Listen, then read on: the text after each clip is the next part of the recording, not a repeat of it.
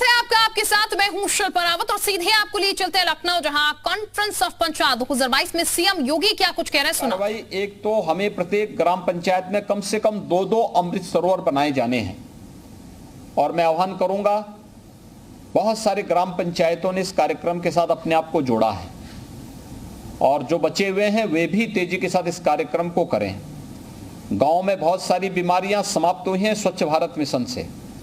हम सबको याद रखना होगा कि अब गांव में हम जाते हैं, गांव की पगडंडियां, गांव की सड़कें साफ सुथरी दिखती हैं। आज से 5 साल पहले ऐसी स्थिति नहीं थी। गांव में पैदल आप नहीं जा सकते थे, गंदगी होती थी, बदबू आती थी। आज गांव साफ सुथरे हैं। इसका परिणाम तमाम प्रकार की बीमारियों से भी मुक्ति का मिला है। इंसेफ्लाइटिस समाप्त हो चुका है।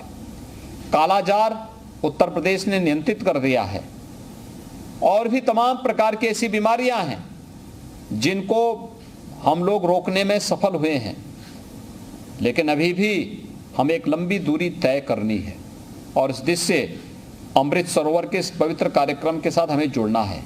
आज मैं गोरखपुर के संत कबीर नगर जनपद में गया था। संत कबीर नगर जनपद में मगहर में मध्यकालीन संत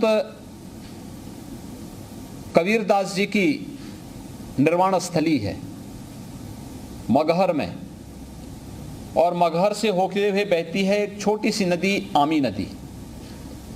5 वर्ष पहले आमी नदी की स्थिति क्या थी? 5 वर्ष पहले यह नदी सिद्धार्थ नगर से निकलती है, संत कबीर नगर, फिर गोरखपुर, फिर संत कबीर नगर, फिर गोरखपुर होते हुए गोरखपुर जनपद में राप्ती नदी में मिलती है। 5 वर्ष पहले इस नदी में इस मौसम में बहुत बदबू आती थी, पूरा पानी काला था। गोरखपुर में यानी अपने उद्गम स्थल से लेकर के जहां जहां ये नदी होते हुए जाती थी, पूरा पशुपालन की दृष्टि से कभी सबसे समृद्ध क्षेत्र माना जाता था। लेकिन एक समय ऐसा भी आया जब नदी के प्रदूषण के कारण खेती भी और बाड़ी भी दोनों ही इस पूरे नदी के दोनों ओर के नष्ट हो गए, लुप्त प्राय हो गए।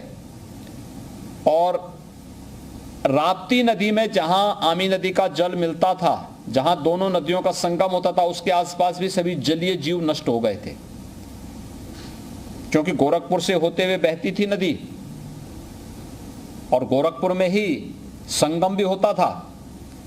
तो मैंने 5 वर्ष पहले बहुत सख्ती से इस बारे में कहा कि अगर नदी प्रदूषित रही तो हर एक स्तर पर जवाबदेही तय होगी। ग्राम पंचायत, नगर निकाय, जनपदों, सभी औद्योगिक इकाइयों, सबकी जवाबदेही तय की गई।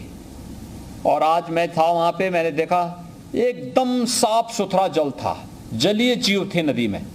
इतना साफ सुथरा था, इतनी व्यवस्था साफ सुथरी थी, लगता था कि वास्तव में ऐसे ही हम सभी नदियों के जल को निर्मल और अविरल कर सकते हैं। मैं देख रहा था आज वहां पर कि तमाम गाय भैंस नदी के तट पर चल रहे थे, घूम रहे थे और पूरा जल एकदम निर्मल था। अगर आमी नदी निर्मल हो सकती है, कोई बदबू नहीं, एकदम साफ सुथरी थी, हम अपने गांव के तालाब को क्या साफ सुथरा नहीं कर सकते? हर ग्राम पंचायत कर सकती है। गांव की आत्मनिर्भरता का माध्यम में तालाब बन सकते हैं एक अमृत सरोवर बनाने के लिए। और दूसरा, मैंने पंचायती राज विभाग से कहा था, हर ग्राम पंचायत में फालतू भूमि होती है, गौचर भूमि भी होती है और खाद का गड्ढा भी होता है। नहीं है, आप क्रिएट करिए, बनाइए। ग्राम पंचायत में खाद का गड्ढा भी आप अवश्य बनाइए और खाद का गड्ढा बनाकर के जितना सॉलिड वेस्ट गांव का निकलता है, उस सॉलिड वेस्ट को उसी खाद के गड्ढे में गांव से दूर एक जगह आप डालिए। और साल भर में जब वह एक गड्ढे में आप डालेंगे, साल में पूरे साल भर में उससे कंपोस्ट बनेगा। फिर उस कंपोस्ट की पैकिंग करके आप मार्केटिंग करिए, गांव की अपनी नर्सरी बनाइए, गांव में उसका उपयोग करिए, प्राकृतिक खेती के लिए या जैविक खेती के लिए लोगों को प्रोत्साहित